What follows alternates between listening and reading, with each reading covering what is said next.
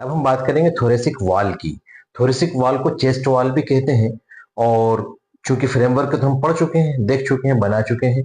अब हम बात करेंगे कि इसके अंदर और क्या चीजें होती हैं जो कि थोरेसिक ऑर्गन से हैं, है ना। Specially lungs and heart plus oesophagus and major vessels, blood vessels. Okay, तो इनको जो सपोर्ट कर रहा है, प्रोटेक्ट कर रहा है, और कौन सी चीजें हैं इसमें, सबसे पहले हम देखेंगे मसल्स के बारे में।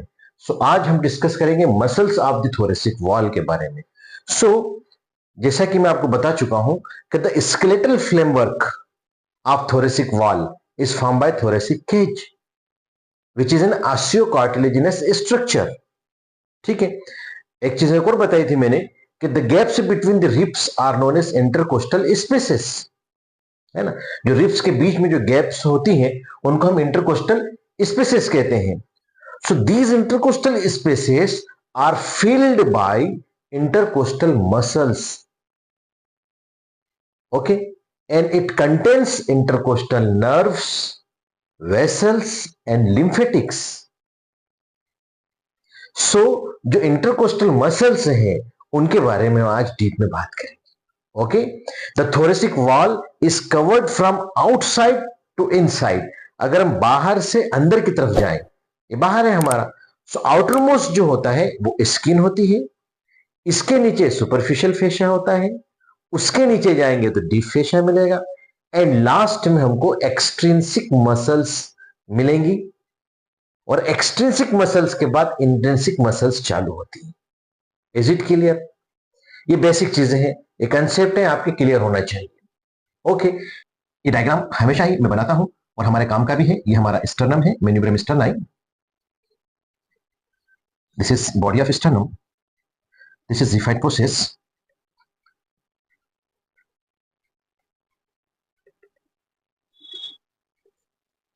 Clavicle,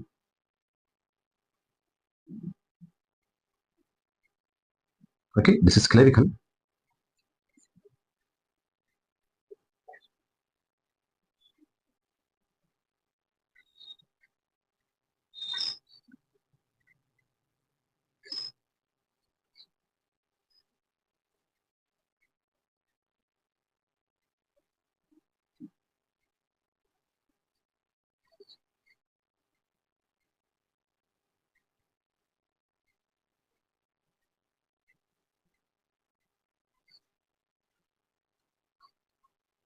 First rib, second rib, third rib, fourth rib, fifth rib, sixth rib. This one is seventh rib. This one is eighth. Okay, ninth. उसके बाद 10th, 11th और 12th फ्लोटिंग है। Similarly here. ओके, इतना आज हमको इसमें काम में लेना है। सेम इधर भी है। ठीक है। सो मसल्स ऑफ चेस्ट वॉल में दो है, एक एक्सट्रिंसिक है, एक इंट्रिंसिक है। ये दोनों मसल्स मिलके चेस्ट वॉल की मसल्स कहलाती हैं। Extrinsic muscles are those that are originates are inserted elsewhere in the body. मतलब या बाहर से आ रही हैं या बाहर इंसर्ट हो रही हैं, और ये प्राइमरीली रेस्पिरेशन के अंदर इन्वॉल्व नहीं हो रही है, बट थोड़ा सा मूवमेंट करती है, बट थोड़ा सा कंट्रीब्यूट करती है in the movement of thoracic cage. इस थोरेसिक केज के मूवमेंट में थोड़ा बहुत कंट्रीब्यूशन इनका होता है। ये एक्सट्रिंसिक मसल्स कहलाती है। जबकि इंट्रिंसिक मसल्स जो होती है वो थोरेसिक वॉल के अंदर ही ओरिजिनेट भी होती है और इंसर्ट भी होती है। ये बेसिक डिफरेंस है। ठीक है, आगे समझ बात। सो इंट्रिंसिक मसल्स को हम रेस्पिरेटरी मसल्स भी कहते हैं, because these are directly associated with rib and rib movements during respiration. जब इंस्पिरेशन किया, एक्सपिरेशन किया, तो इंस्पिरेशन और एक्सपिरेशन मतलब रेस्पिरेशन, टोटल मिलकर क्या हुआ, रेस्पिरेशन। तो इसके अंदर जो डायरेक्ट एसोसिएटेड है वो हमारी इंट्रिंसिक मसल्स हैं, जबकि एक्सट्रिंसिक मसल्स डायरेक्टली इसमें कंट्रीब्यूट नहीं करती हैं, बट कुछ मूवमेंट्स में हेल्प करती हैं। एक्सट्रिंसिक मसल्स तीन होती हैं, muscles of upper limb, muscles of abdomen and muscles of the back. ठीक है, ये हमको थोड़ा सा याद होना चाहिए। ये सब बेसिक पॉइंट्स हैं, वो इसलिए है कि जब मैं अप्लाइड बताऊंगा आपको बताऊंगा कि क्या काम आएंगे, है ना। तो एक्सट्रिंसिक मसल्स कितनी है, तीन है। Muscles of upper limb, muscles of abdomen and muscles of back. Is it clear? Upper limb पढ़ा चुका हूं मैं आपको, इसमें आपको नाम याद होंगे। पेक्टोरिस मेजर ओरिजिन यहां से होता है, इंसर्शन ह्यूमरस के ऊपर होता है, ठीक है। ट्रेपेजियस पढ़ा चुका हूं मैं आपको मसल ऑफ बैक के अंदर। सेरेटस एंटीरियर अपर लिम्ब के अंदर चेस्ट की मसल्स पढ़ाई थी तब पढ़ाया था। Latissimus dorsi, levator scapulae, rhomboideus minor, rhomboideus major और सेरेटस पोस्टीरियर, इसमें दो है, सुपीरियर एंड इंफीरियर। तो these are the muscles of upper limb. Muscles of abdomen में दो है, एक रेक्टस एब्डोमिनिस है जो हम एब्डोमेन पढ़ेंगे, फिर वहां पर फिर से डिस्क्राइब करेंगे, इसको डिस्कस करेंगे।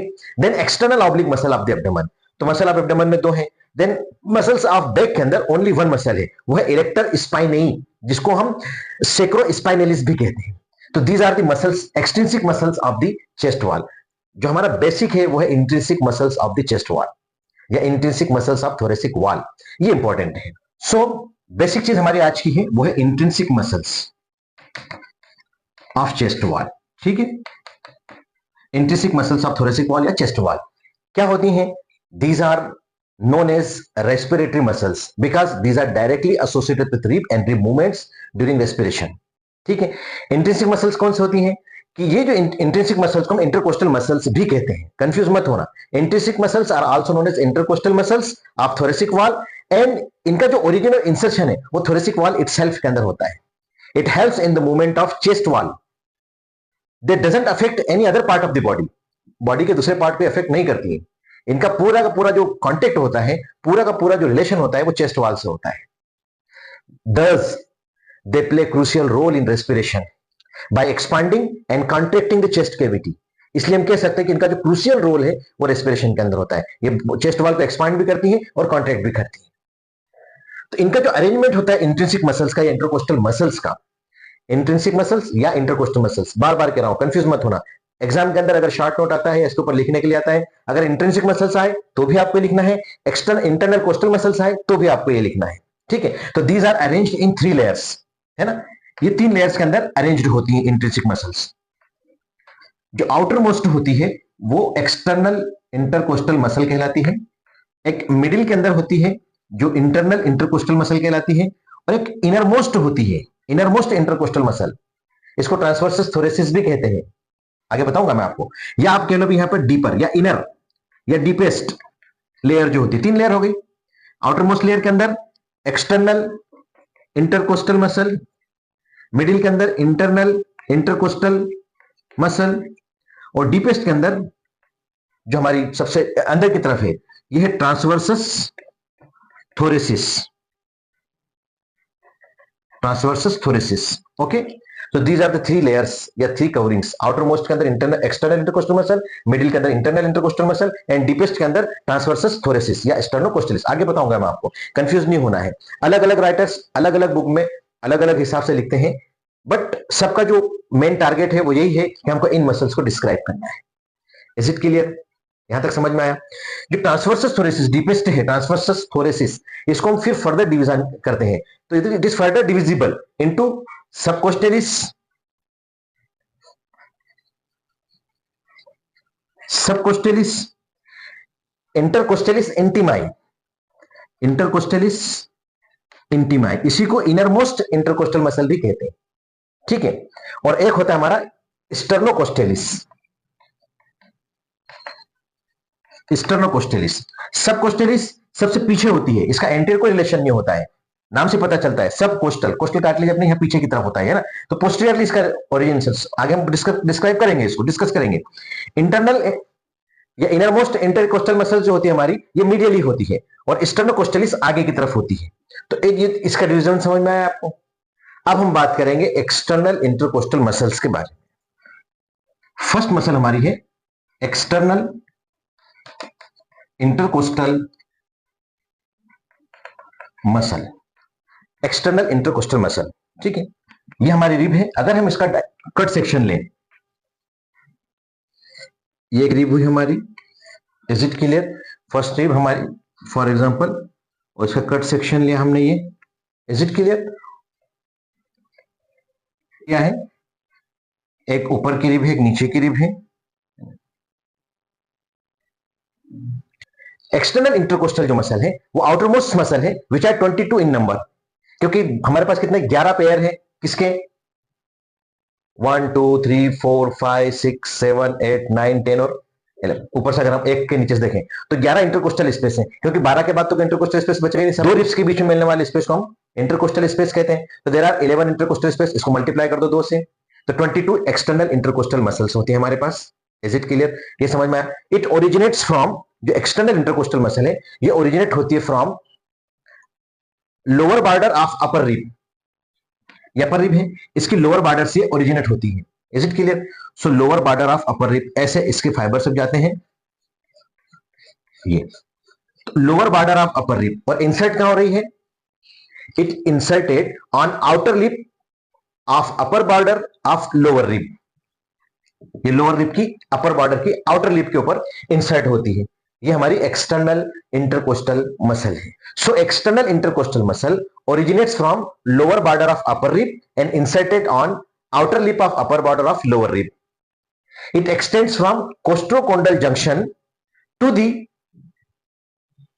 tubercle of rib. ठीक है, अब देखो ये हमारा कोस्टोकोंडल जंक्शन कहलाता है। ये कोस्टोकोंडल मैंने जो डार्क कलर से आपको यहां बना के बताया, इसकी बाउंड्रीज बना के बताई, दीज आर द कोस्टोकोंडल जंक्शन। उसके बाद रिब चालू होती है, तो इसका एक्सटेंशन यहीं तक होता है। ये आ रही समझ में आपको? ये external oblique sorry external intercostal muscle है हमारी। ये मैंने आपको पर्पल कलर से बना के बता रहा हूं, ठीक है।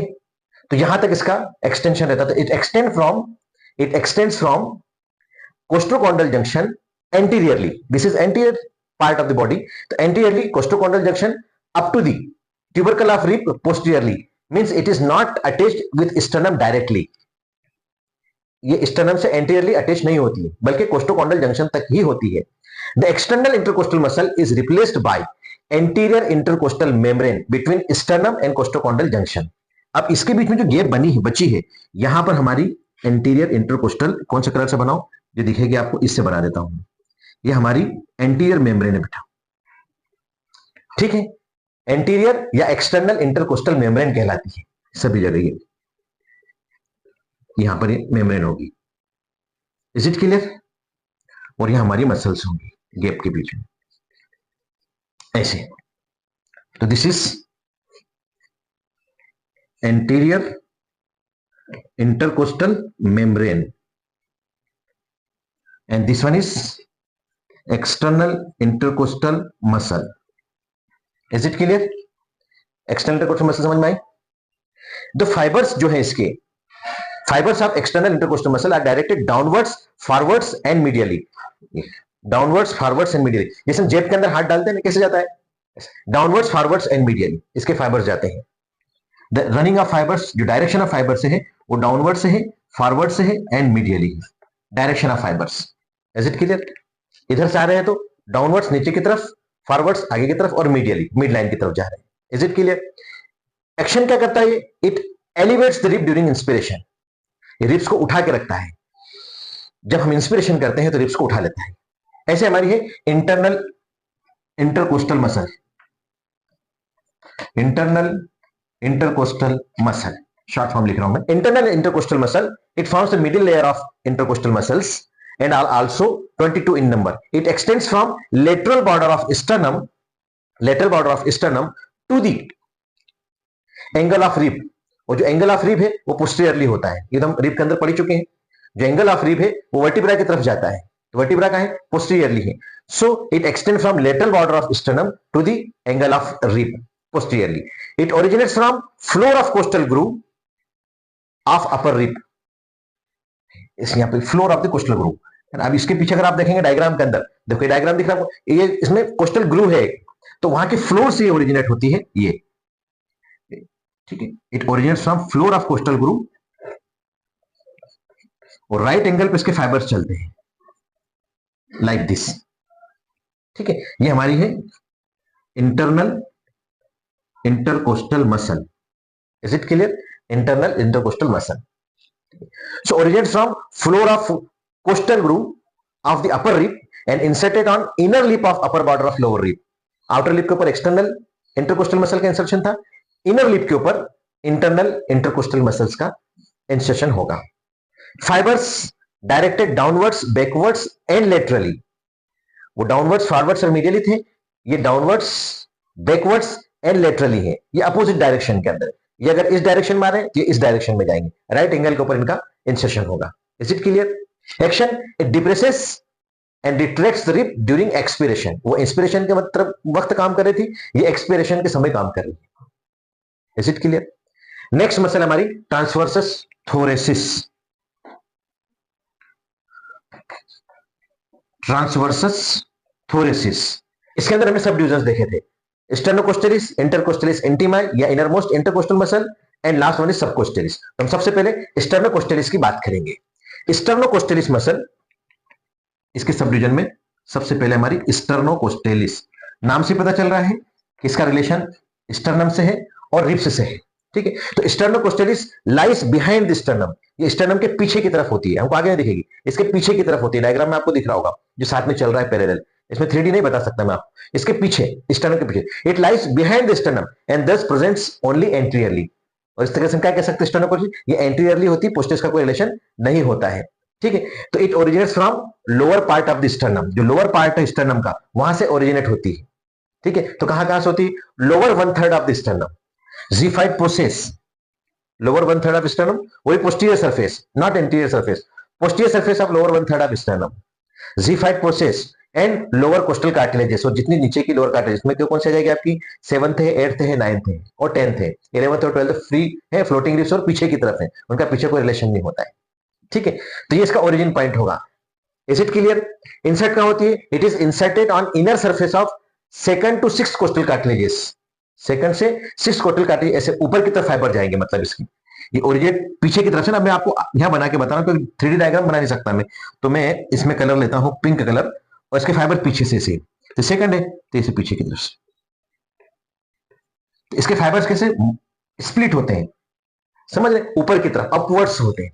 तो it is inserted on inner surface, अंदर की तरफ, inner surface of 2nd to 6th costal cartilages and its fibres directed upwards and laterally. Upwards and laterally, पीछे ये मिड लाइन है, laterally, upwards and laterally. It pulls the 2nd to 6th costal cartilages downwards, और ये 2nd और 6th costal cartilage को से downwards नीचे की तरफ खींच के रखती है, ये इसका एक्शन हो जाएगा। Second one is intercostalis intimi. Intercostalis intimi या इनरमोस्ट इंटरकोस्टल मसल इसी को कहते हैं। ठीक है, is confined to middle 2/4 of the intercostal spaces, मतलब ये सिर्फ यहीं तक होती है, ना तो एंटीरियरली होती है ना पोस्टीरियरली होती है। बीच का जो 2/4 हिस्सा है इंटरकोस्टल स्पेस का, वो ये कवर करती है, अंदर की तरफ होती है बेटा। हम इनर मोस्ट बात कर रहे हैं, हमने एक्सटर्नल देख ली, आउटर मोस्ट में इंटरकोस्टलिस इंटीमाई देख ली, sorry intercostal internal intercostal muscle देख ली, बीच की लेयर। अब हम थर्ड लेयर की बात करें, डीप लेयर की, तो उसमें हम देख रहे हैं इंटरकोस्टलिस इंटीमाई या इनर मोस्ट इंटरकोस्टल मसल। तो ये होती है, ये जो हमारा स्पेसेस है यहीं पर तक होती है, 2/4 पीछे की तरफ जाएंगे तो यहां तक समझ लो, ये ऐसे हमारी मसल्स होती है। ये जस्ट आपको समझाने के लिए बना रहा हूं, है ना? ये बीच के अंदर ही होती है, पोस्टेरियरली भी नहीं जाती है और एंटीरियरली हमारी स्टर्नोकोस्टलिस ने जगह ले ली, पोस्टेरियरली हमारी सबकोस्टलिस ले लेगी, और बीच का जो हिस्सा है 2/4 वो हमारा इंटरकोस्टलिस इंटीमाई लेगी या इनरमोस्ट इंटरकोस्टल मसल लेगी। So is confined in middle 2/4 of the intercostal space, means it lies in middle of 2 other inner muscles, है ना? ये जो हमने इनर मसल्स देखी हैं, स्टर्नोकोस्टलिस, सबकोस्टलिस, इन दो के बीच में मिलती है इंटरकोस्टलिस इंटीमाई। ये आसान शब्दों में है। It originates from middle 2/4 of reach above the costal groove, जो कोस्टल ग्रूव होता है उसके मिडिल 2/4 एक रीच होती है, वहां से ओरिजिनेट होती है और इंसर्ट होती है inner lip of upper border of lower lip. ठीक है, वहां पर जाकर इंसर्ट हो जाती है, कहां पर? Inner lip of upper border of lower rib. It acts with internal intercostal muscle and depresses the rib during expiration. ठीक है, इंटरनल इंटरकोस्टल मसल के साथ काम करती है और ये जो अपना एक्सपिरेशन होता है उसमें ये हेल्प करती है। ठीक है, एक और चीज है, this muscle is absent in upper 2 to 3 spaces. ऊपर के जो 2 हिस्से हैं, 2 से 3 स्पेस, इंटरकोस्टल स्पेस, उसमें एब्सेंट होती है। ये भी काम की चीज याद रखना है इसको। It separates the pleura, second important point, it separates the pleura internally by endothoracic fascia। ठीक है, एंडोथोरेसिक फेशिया के थ्रू ये प्लूरा को सेपरेट करती है इंटरनली। Is it clear? इतना जरूर याद रखना आपने। एक और चीज इसमें बताना भूल गया मैं यहां पर बनाते बनाते, कि यहां हमारा जो न्यूरोवास्कुलर बंडल होता है, न्यूरोवास्कुलर बंडल नाम से पता चला, नर्व है, वेन है और आर्टरी है, इन तीनों को मिलाकर हम कहते हैं न्यूरोवास्कुलर बंडल। तो it runs between the internal and innermost intercostal muscle, है ना। ये हमारे इनरमोस्ट इंटरकोस्टल मसल है, ये इंटरनल इंटरकोस्टल मसल है। इनके बीच में चलता है क्या क्या, एक हमारी नर्व चलती है। ऊपर से अगर हम देखें तो सबसे पहले वेन होती है, इसका जो अरेंजमेंट होता है, ऊपर वेन होती है, उसके बाद आर्टरी होती है रेड कलर से, और पीले कलर से, येलो कलर से नर्व होती है। तो इसका जो अरेंजमेंट होता है VAN टाइप होता है। सबसे पहले ऊपर आर्टरी है, ठीक, सॉरी, सबसे ऊपर वेन है, उसके बाद आर्टरी है, और फिर नर्व है ऊपर की तरफ से, सबसे ऊपर। लेकिन यही अगर आप नीचे जाएंगे तो ठीक उल्टा हो जाएगा। ये पहले नर्व आ जाएगी, आर्टरी बीच में ही रहेगी, और वेन नीचे आ जाएगी, है ना। ये इसका अरेंजमेंट जरूर याद रखना। So neurovascular bundle runs between the internal and innermost intercostal muscle, ये इसका अरेंजमेंट याद जरूर रखना आपने, ये इंपॉर्टेंट है। नेक्स्ट मसल हमारी है subcostalis. Third muscle is subcostalis. तो subcostalis muscle, it is present are well developed only in the lower part of thorax. Posteriorly, it varies in number. It originates from inner surface of rib near its angle, that is posterior part of the rib. और इसी से हमको clear होता है कि anteriorly present नहीं होती है।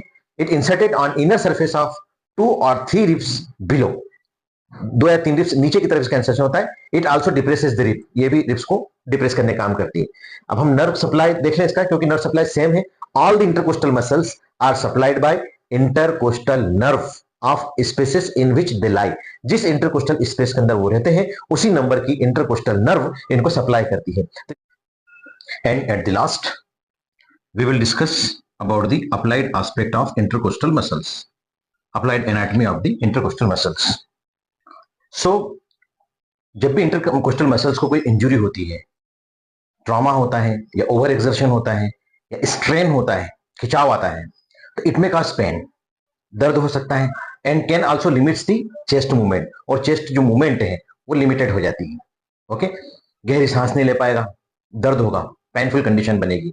ऐसे ही सेकंड पॉइंट लिखेंगे हम कि knowledge of anatomy and functions of intercostal muscles is helpful for diagnosis and treatment of respiratory as well as muscular issues. जितने भी रेस्पिरेटरी इश्यूज हैं और मस्कुलर इश्यूज हैं, वो सॉल्व करने के लिए हमको नॉलेज ऑफ एनाटॉमी चाहिए। किसका? जो इंटरकोस्टल मसल्स हैं उसकी एनाटॉमी पता होना चाहिए और उनके फंक्शंस पता होना चाहिए। तो इस तरीके से हम इसके अप्लाइड को समअप कर सकते हैं। आई होप कि आपको ये पूरा चैप्टर समझ में आया होगा। आप मेरे चैनल को सब्सक्राइब कीजिए, क्रिस्टल क्लियर एनाटॉमी को लाइक कीजिए, सपोर्ट कीजिए एंड शेयर कीजिए। नोट्स के लिए crystal clear anatomy Telegram channel को आप सब्सक्राइब कीजिए, उसको ज्वाइन कीजिए, और उसका डिस्क्रिप्शन के अंदर मैंने लिंक दिया है। Thank you very much.